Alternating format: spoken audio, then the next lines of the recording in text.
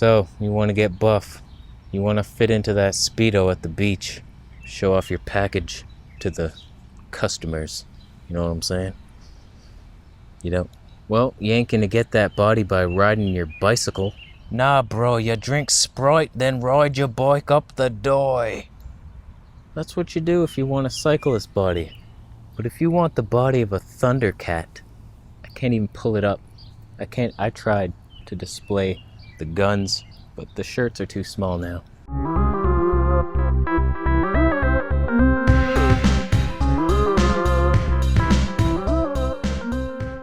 So I frickin' embarked on a journey to build some muscle, and I started doing body weight only exercises. I wanted to see what kind of body can I build without weights. I know you can build bodies with weights. That's dumb. Any idiot can do that. All you need is a hat and a can of beer. Beer bitch. So I started doing it without following any programs. I just basically did as many push-ups as I could, did a couple sets, and then I stopped. And that got me to a certain point. And then I felt like I wasn't progressing anymore, and I didn't know how to measure my strength. I mean, if you can do 50 push-ups, doing 70 just means you have more endurance. It doesn't mean you're any stronger. I want to get strong, not long. You long bitch. So I frickin' stumbled upon a book, Convict Conditioning. And I was like, oh my god, a prison workout for inmates. They had to do body weight only because you can't buy weights in prison. It costs like 70 cigarettes per dumbbell. Your dumbbell. So I read this book, and right away, it feels like the Bible of body weight exercises. It's like every now and then there comes a book that's just like the book for that genre. Like the Detox Miracle Source book. You read that book and you're pretty much good to go on raw veganism. You don't need any other book. You just take that book and go. But the Convict Conditioning book, that's the book. That's the one you get. If you want to do bodyweight exercises, there's many different programs. They all have their benefits, I'm sure. But this book is the one that will get you where you need to go. It's getting me where I want to go. I'm getting stronger, progressing up the ladder of his movements. But I will say this. His progressions are not always good in the right order. He throws things in there that are just too hard. Like the next step up is too hard to do. It's too big of a jump. And I will correct that in my exercise ebook when it comes out. You're gonna buy it, right? For example, his squats. He basically has you going from 2 close-legged squats. I know you can't see this, but doing this. I'm back. And the next step up in his book is to do these one-legged pistol squats with your foot on a basketball rolling outwards. The thing is physically impossible. Physically impossible. I can almost do a full pistol squat. I still can't do the basketball thing. That thing is awkward as a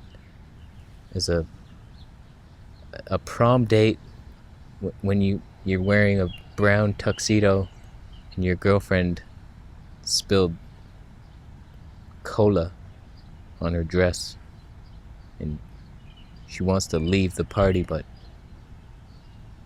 you want to finish the night and kind of ruin. Oh, okay, we'll move on. So I've watched a lot of videos now from people who are following Convict Conditioning, and they also struggle with that step. It's like, who could do that? And same with I'm noticing it now in the one-arm pull-up progressions. I'm doing my sets right now. I'll show you some footage as I speak to you. It sounded like 3 Ridge. You're doing raw meat can help you with pulling upwards. Cut to the footage. So basically, I was doing one-armed pull-ups, holding my wrist with the other arm. And I found that incredibly painful. For my wrist that I'm holding so tight, I still have dry skin here from just ripping my skin apart. And so I will completely remove that from my book. I'm gonna work in another program because it's just too painful. And the grip is so strong. It's like you can't go from pull-ups to that thing. That thing is stupid. It shouldn't even be a lesson. So I'm getting rid of it. But I did practice it for a few weeks, and even though I progressed up to where I could do 9 and 8 on both arms, 9 reps, 8 reps, I still could not even come close to doing his next move, which is also a stupid move. His next step after you can get 9 and 9 on these is to do a half one-armed pull-up. No support, just where you go like this, but you only come down to there. So it's just like a half movement. Have you ever tried that? Have you ever even tried to hold yourself here? I can't do it. It feels like my ribs are all gonna break in half. It's like, it's not even an arm strength issue, it's a core strength issue. It's not the next move. It is not the next move. There's no way. So I progressed up to his next step, which is the holding of the towel, which is what I've been showing you today. And I'm already there. The goal is 2 sets of 7, and I'm there. So now the goal with these is just to move my hand lower and lower on the towel until I'm like barely supporting. Because right now it's like almost similar height. So I'm getting a lot of support from this arm. But eventually it'll be down here, and there's only so much that this arm is going to do for you. So I'm going to progress up there, and in my ebook, when I write it, that you can purchase at vegetablepolice.com. Brett, you're making that site, right, buddy? You have 26 hours. In my ebook, I'm going to keep my progressions very simple and easy. The next step will be not so hard to do. I'm going to keep in mind that a skinny fruit boy bitch is reading my book. He just water fasted for 40 days, and he's eating nothing but watermelon for 2 weeks, and he wants to build muscle, and he can barely lift that spoon of watermelon up to his mouth. So I'm going to keep him in mind. What would I do in that position? Because I built myself up from that position. So I'm going to work on this eventually, and I'll come out with the ebook. It's so exciting. So that's basically it. I just wanted to talk a bit about how much I love this program, Convict Conditioning, but how some of his progressions are just too difficult to follow, and how I will improve on them, and somebody will improve on mine, and then somebody will improve on his. And that's how the human race should work. It's not stealing somebody else's idea, just like Doug Graham stole his 80-10-10 from the cooked food diet, and he's like, what if we did that on raw food? And then somebody, Durian Rider, stole that, and it's like, well, it's much more enjoyable if you have the cooked meal at night. Take that, Doug.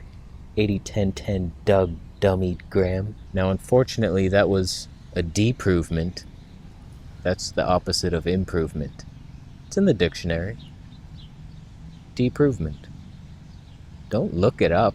It's there. You don't even trust me? So that's what we should be doing on this planet, is just taking people's work and improving it, and then improving and improving. Skip the step of throwing in misinformation to guide you off path, off a cliff. I hate that so much, where there's genuine people doing good work, and then there's like pharmaceutical agents to try to dissuade you, and oh, don't do that raw food diet, you'll lose your bum. 7 people lose their bums every minute on a raw food diet. Okay, I think we're done. Thank you for watching this blurry background production, and give this video a thumbs up if you liked it. Thumbs down if you are not only not gonna buy my ebook, you're gonna write one debunking my ebook, sell it for $10 cheaper, and advertise it on my channel. Wow, the gall. You got some gall on you.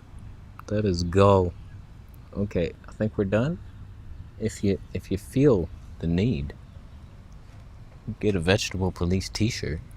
If you are interested in Q&A videos, just support me on my Patreon. I do monthly Q&As now, exclusive to Patreon supporters, because I love you. As a friend, of course. So we're done. I'm gonna go eat my cherries. I tell you, I feel so much better now, and I don't know why. It might have just been some heavy detox happening in the first month of going raw, but I just feel so much more energized now. Consistently, I'm not getting the afternoon slump as often. So, might be on the mountain to Wellville here. Feels like it. Skin's clearing up, so many benefits.